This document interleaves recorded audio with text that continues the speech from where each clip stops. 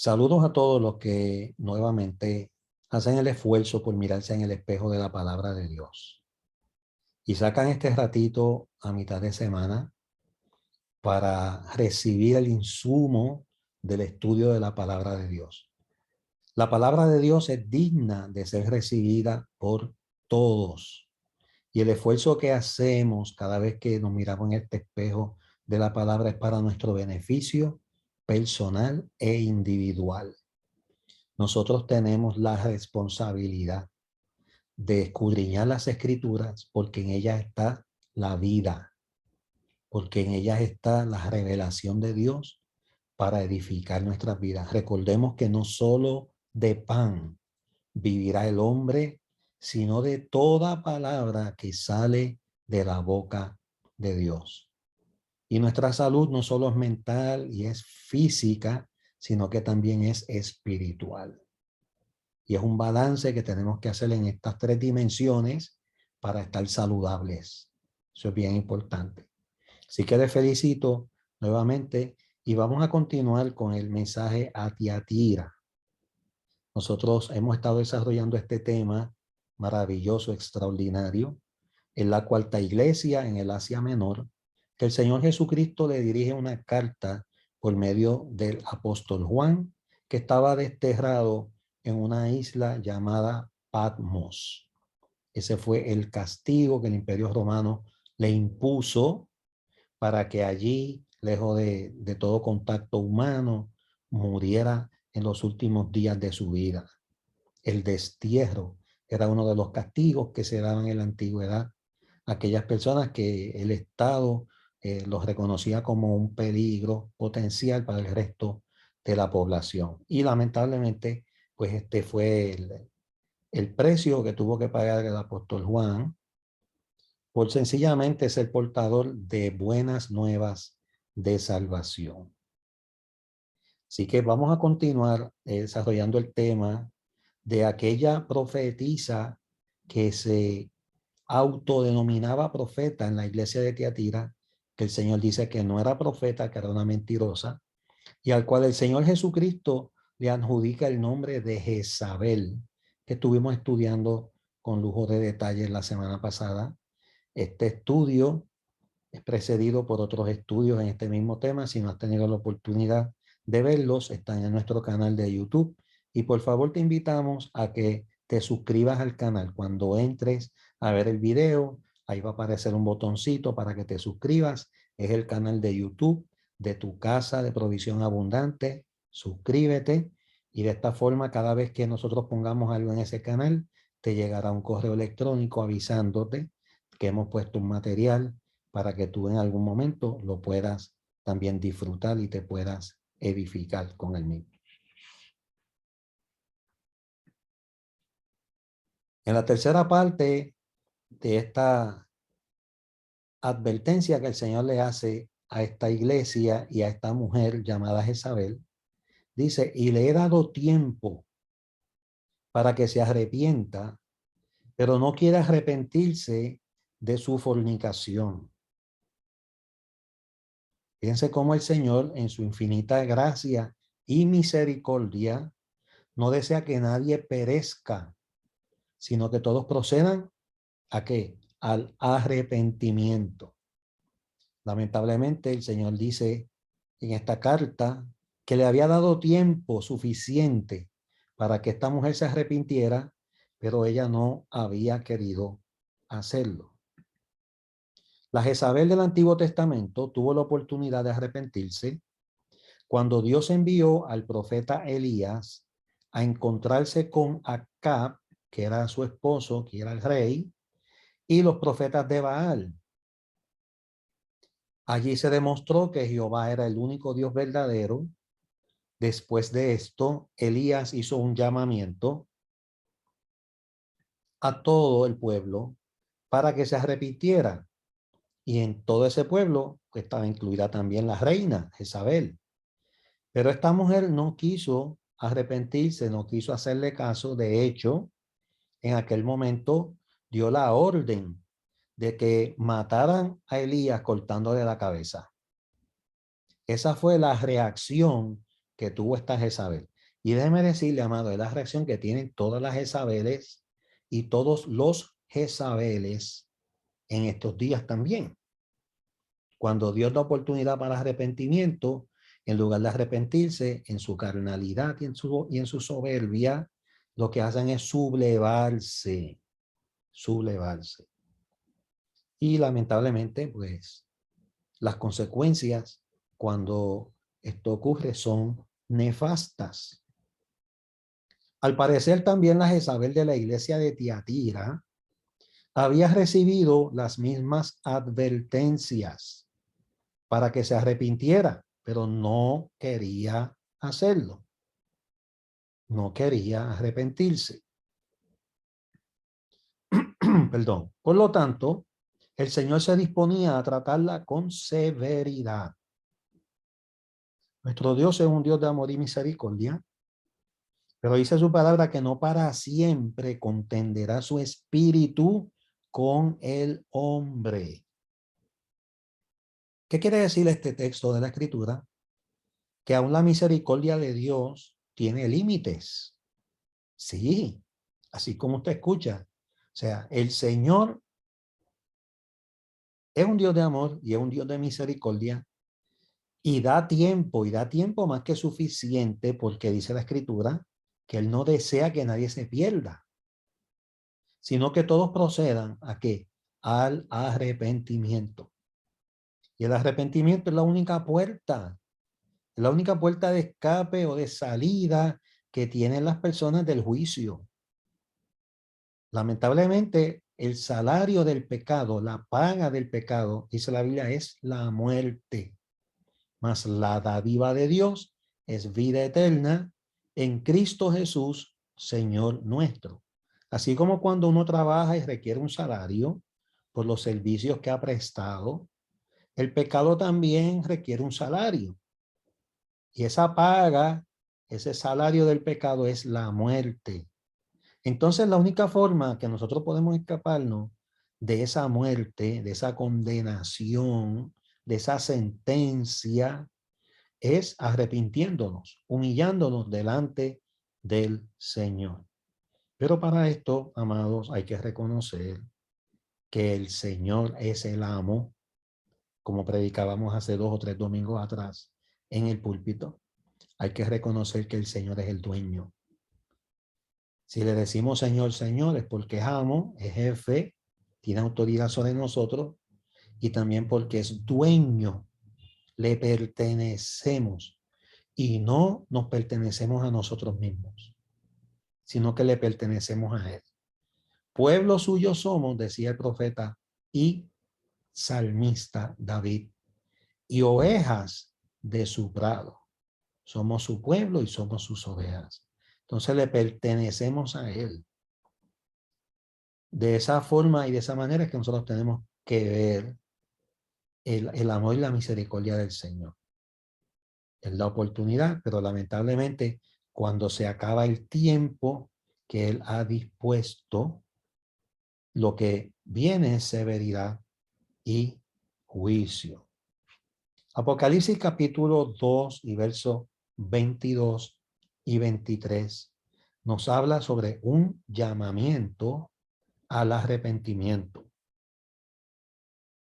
Dice, he aquí yo la arrojo en cama y en gran tribulación a los que con ella adulteran, si no se arrepienten de las obras de ella. Fíjate, está dando una sentencia a esta mujer que él llama Jezabel y todavía le está dando oportunidad a las personas que la estaban siguiendo en sus falsas enseñanzas. Era en un orden, primero ella, luego los que la seguían y en tercer lugar a sus hijos. Heriré de muerte, dice, y todas las iglesias sabrán que yo soy el que escudriña la mente y el corazón y os daré a cada uno según vuestras obras. Wow, qué palabra fuerte, qué palabra severa. la que estamos leyendo en este capítulo 2 del libro de Apocalipsis. Entramos al desarrollar este tema. Punto número 1, todavía había posibilidades de arrepentimiento para algunos. El juicio contra Jezabel estaba ya determinado de parte del Señor, pero todavía había posibilidades de arrepentimiento para aquellos creyentes que habían sido arrastrados, que habían sido engañados tras las falsas enseñanzas que esta mujer estaba enseñando en la iglesia. Había oportunidad de arrepentimiento. Dice y declara el Señor, he aquí yo la arrojo en cama. Debemos interpretar la cama como el hecho de la enfermedad y el dolor. Por lo tanto, la cama que había sido el lugar de su pecado, ahora lo sería de su castigo. Continúa diciendo el Señor, y en gran tribulación a los que con ella adulteran, si no se arrepienten de las obras de ella. Los que con ella adulteran. Debe referirse al adulterio espiritual con aquellos que aceptaron su enseñanza y permitían ese pecado dentro de la iglesia. Muchos incautos fueron engañados. Muchos incautos fueron entrampados. ¿Qué estaba enseñando esta mujer en la iglesia? Lo vamos a ver más adelante. No era algo ligero, no era algo superfluo, no era algo liviano. Era algo que el Señor condena en las Escrituras. Y déjenme decirle algo, amados, en el día de hoy está ocurriendo lo mismo. Está ocurriendo lo mismo. Tenemos líderes enseñando cosas que no tienen arraigo, inspiración, fundamento bíblico. Están sacando cosas del mundo, se están enseñando como verdades espirituales en la iglesia. Y eso, hermanos, tenemos que inmediatamente señalarlo y detenerlo. Y detenerlo. Y esto lo vamos a desarrollar más adelante. Quizás se trate de los mismos líderes, pero todavía tenían la posibilidad de arrepentirse y de ese modo detener el juicio que ya Dios había determinado derramar sobre cada uno de ellos.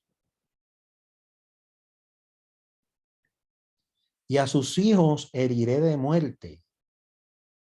La falsa enseñanza, la falsa doctrina enseñada por Jezabel había producido una prole de individuos que estaban contaminados con esas herejías que ella estaba enseñando. Y estos creyentes incautos se habían convertido en sus hijos.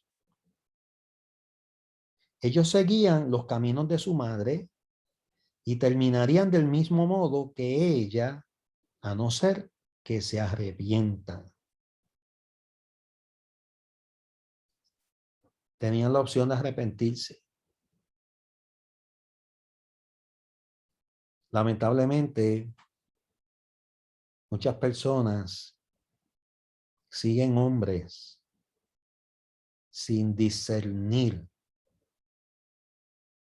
el testimonio, los frutos, las obras y también las enseñanzas a la luz de la revelación bíblica. Pueden sonar hermosas las enseñanzas, pueden sonar excelentes, buenas, pero si no tienen arraigo bíblico, si no tienen fundamento escritural, hermanos, no son palabras de vida, son palabras de muerte. Por eso nosotros tenemos la guía. Y mire que el enemigo ha tratado de destruir esa guía que son las sagradas escrituras. Las ha tratado de exterminar desde el mismo comienzo de la iglesia primitiva, que lo que existían eran pergaminos. Estos pergaminos tuvieron que esconderlos, tuvieron que preservarlos. Y se hacían copias de estos pergaminos a mano. Y de esta forma es que la palabra se compartía en los comienzos de la iglesia primitiva. Y bueno, el primer libro que se llevó a la imprenta, ese gran invento de ese hombre llamado Gutenberg, que se le conoce como el padre de la imprenta moderna. Este libro fue la Biblia, el primer libro que se llevó a la imprenta. Y es el libro que más se ha publicado, es el libro que más copias se han hecho y que más distribuciones se han hecho. Y el enemigo ha tratado de destruirlo y de impedir que el libro de la palabra de Dios llegue a las manos de las personas de este planeta. Hay gobiernos que se han opuesto y damos gracias a Dios por el Internet.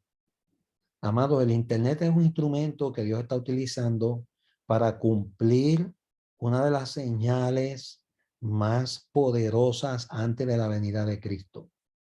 La palabra dice que el Señor no podía venir sin que se hubiera compartido el testimonio de la palabra a todos los confines de la tierra. ¿Sabe qué?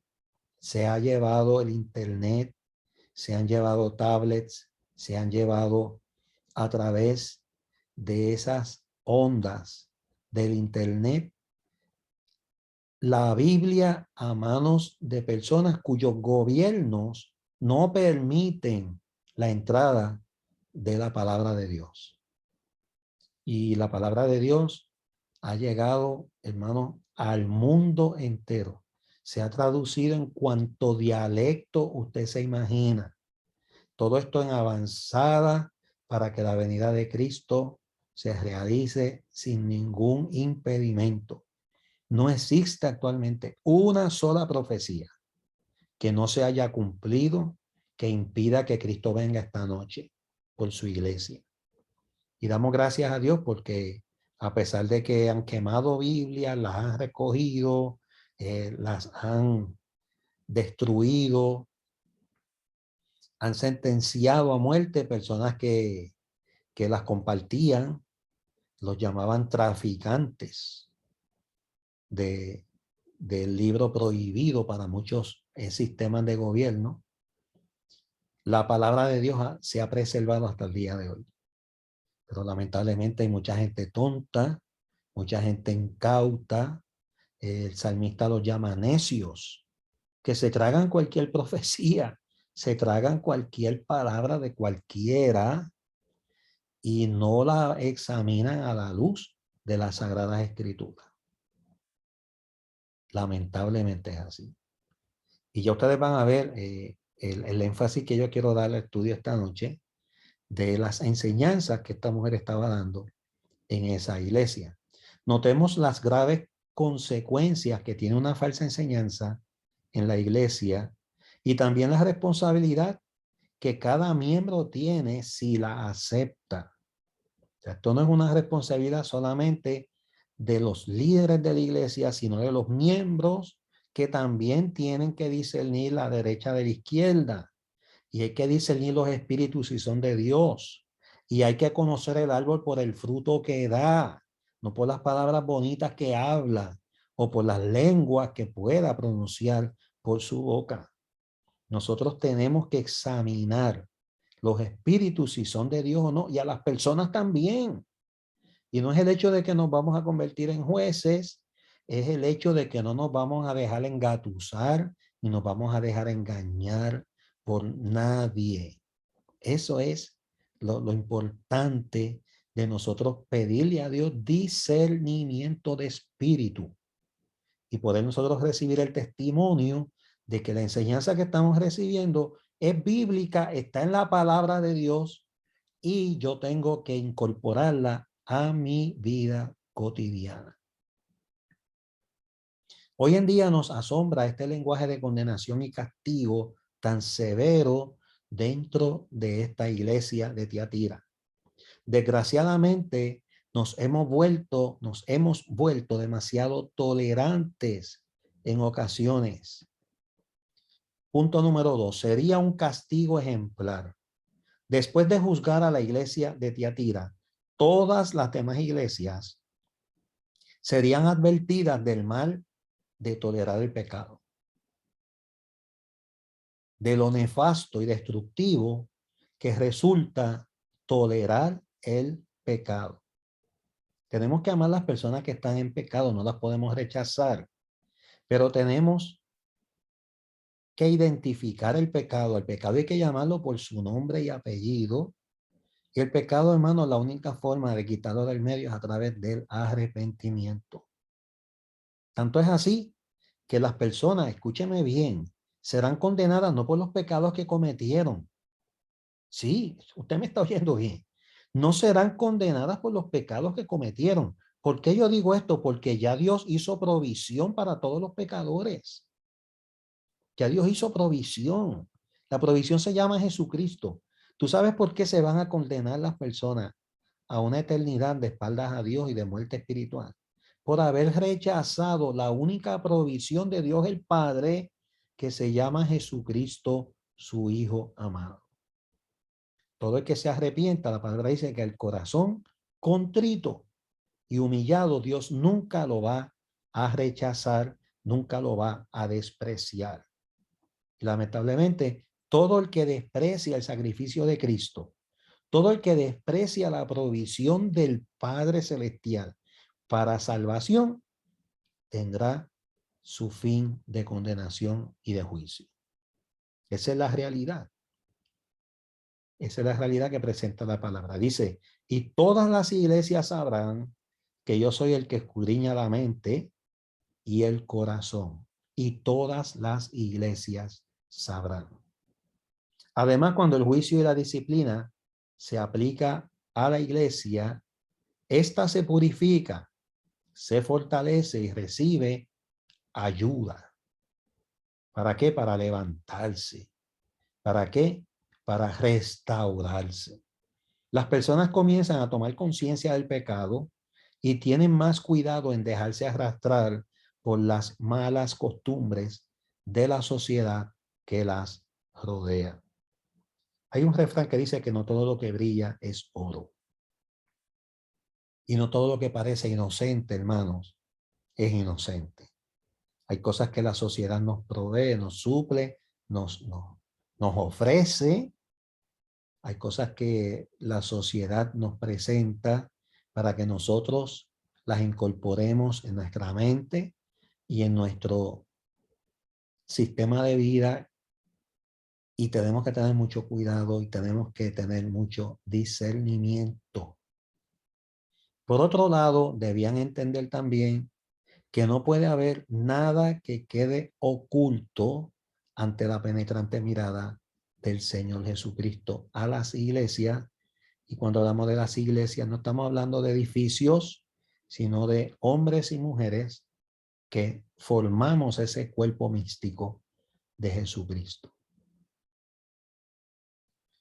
Muchas cosas que parecen inocentes no son inocentes, son totalmente perjudiciales para nuestra vida espiritual.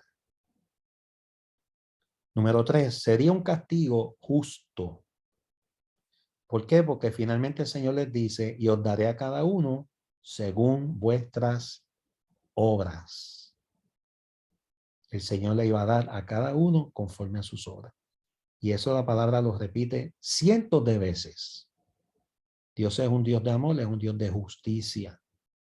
Y cada cual ejerce su libre albedrío y cada cual recibirá de acuerdo a sus obras. Los que se humillen y acepten la provisión de Dios recibirán conforme a sus obras.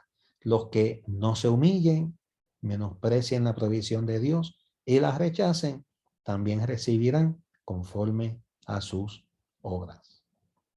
Encontramos aquí un eco de las palabras del profeta Jeremías en el capítulo 17 y verso 10 que dice: yo Jehová, que escudriño la mente, que pruebo el corazón. Fíjese que son dos elementos que utiliza el mismo Señor Jesucristo en la carta de Tiatira, para dar a cada uno según su camino, según el fruto de sus obras. Exacta y literalmente lo que dice en esta carta a Tiatira, lo dijo por boca del profeta Jeremías. En las palabras del Señor vemos que sería un juicio personal. Dice a cada uno. Aunque los líderes pudieran estar enseñando malas prácticas en la iglesia de Tiatira, cada miembro sería juzgado por su implicación en el asunto. Los líderes no son los únicos responsables de lo que ocurre en la iglesia, sino que todos los que formamos parte de ese cuerpo de Cristo compartimos igual responsabilidad. ¿Cómo estamos de tiempo? Sí. Tenemos tiempo suficiente. Los miembros que no son líderes comparten igual responsabilidad a la hora de velar por la sana doctrina, llevando al pastor de la grey toda mala instrucción. El pastor pues, puede examinar la calidad de esa enseñanza que se está compartiendo a ese grupo del rebaño que se le ha asignado a ese líder. De manera que no solo es responsabilidad del líder, sino de cada uno de los miembros. Porque recordemos, amados, que tanto los líderes como los miembros, todos tenemos, incluyo, igual acceso al líder o al padre espiritual o al pastor de la congregación. La iglesia de Jesucristo es un cuerpo donde todos nos ayudamos mutuamente. Pero también si hay enfermedad o si hay infección en ese cuerpo, todos igualmente nos afectamos. Cuando un líder se contamina o se desvía del camino, es deber de todo el cuerpo identificar su condición y brindarle ayuda. Hay un refrán también muy conocido en nuestro país que dice que del árbol que se cae o el árbol que se derriba, todo el mundo hace leña. Y no debe ser así.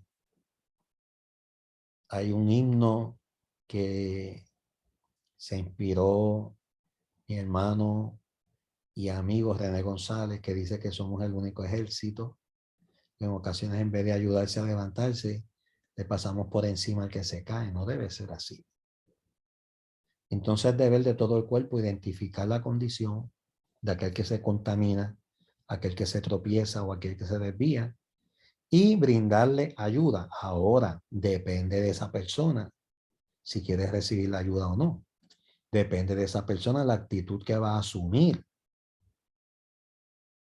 Porque hay muchas personas y muchos líderes y muchos miembros de iglesia que en lugar de agradecer,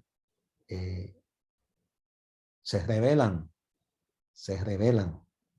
porque se ven descubiertos. No sé la razón. No sé si es que sienten que son súper espirituales o no sé si es que sienten que todo el mundo está mal y ellos no, ellos están bien.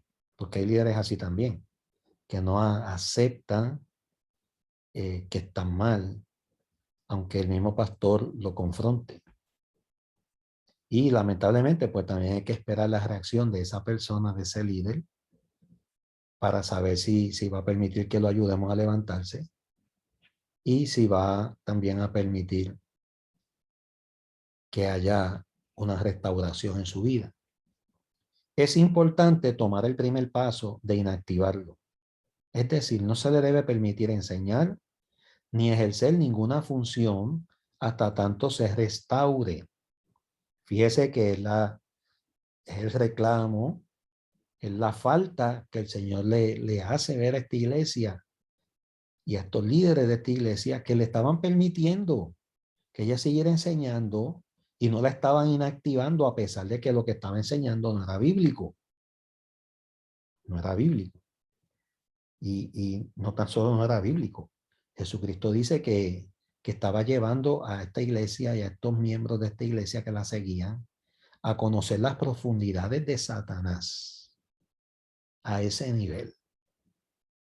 Y esto pues lo vamos a ver con detalles más adelante. De no hacerlo así, de no inactivar a esa persona, sufriremos las mismas advertencias y las mismas correcciones que el Señor le hizo a esta iglesia de Tiatira. En el tiempo que estamos viviendo, vemos que muchos líderes son amonestados y disciplinados por sus pastores. Y en lugar de someterse a la corrección, escuche con mucha atención, salen de la iglesia para autoproclamarse pastores y no solo proclamarse pastores, sino llevarse a personas de esa iglesia de donde se le intentó disciplinar.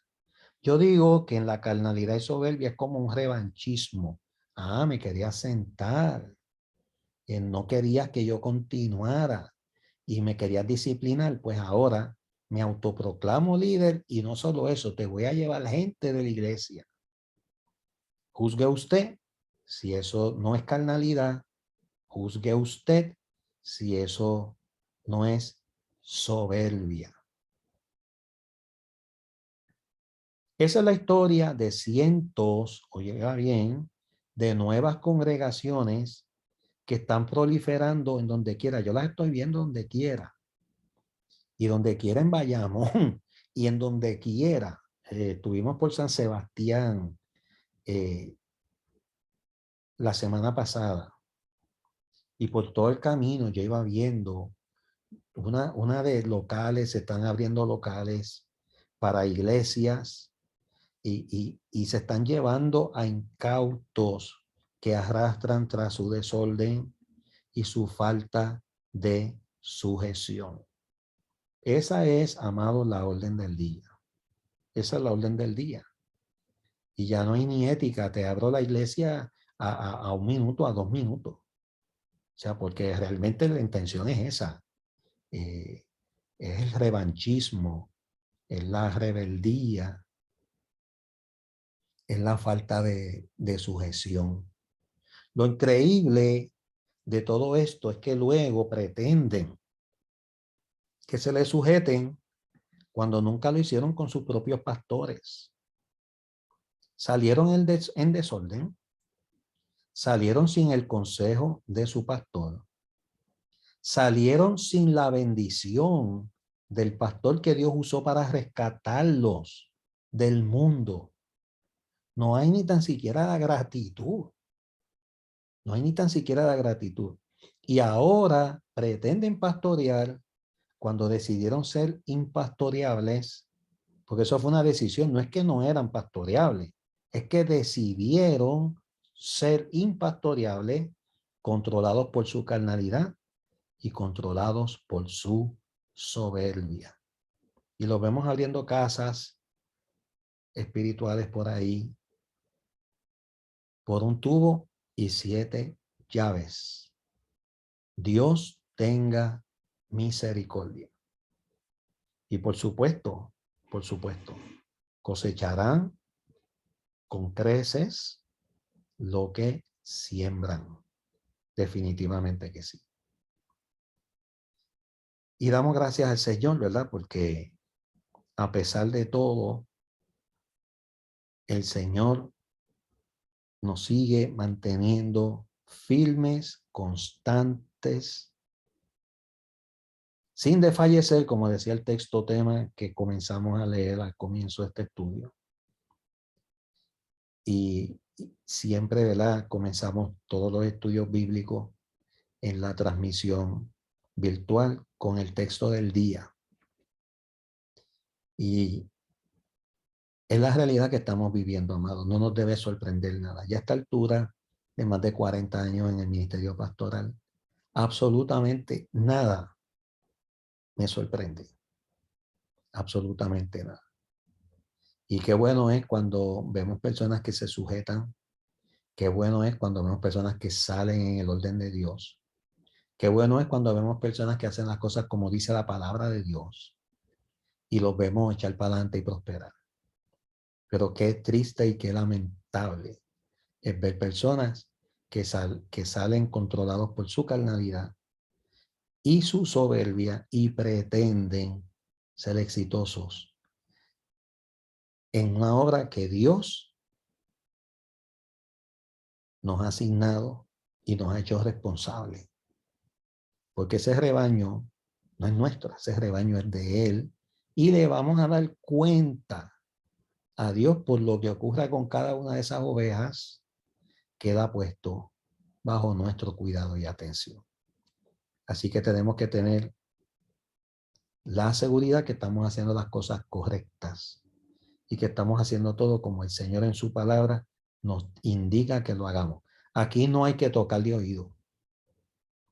La música está escrita toda, lo que hay es que seguirla al pie de la letra y no nos desviaremos nunca ni a la izquierda ni a la derecha del centro de su soberana voluntad.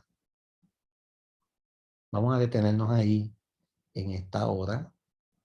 Señor, te presentamos las ofrendas y los diezmos que traemos al alfolí. Señor, de forma virtual, te pido, Dios, que seas tú, Señor, bendiciendo a tu pueblo, Señor, que siente el deseo y la responsabilidad de sostener tu obra, para que sigamos, Señor, con el esfuerzo que tú nos has encomendado de dar por gracia lo que por gracia hemos recibido de parte tuya. Y así como la ofrenda de Abel tú la recibiste y fue de tu agrado, reciba nuestras ofrendas en esta hora, en el nombre maravilloso de Jesucristo. Amén. Voy a cerrar la grabación. Deme un segundito aquí para entonces concluir con nuestro estudio. Le damos las gracias a todos los que se conectaron y les recordamos que la próxima semana estaremos continuando con la parte final de este estudio bíblico, el mensaje a Tiatira. Que el Señor te continúe bendiciendo en todo. Amén.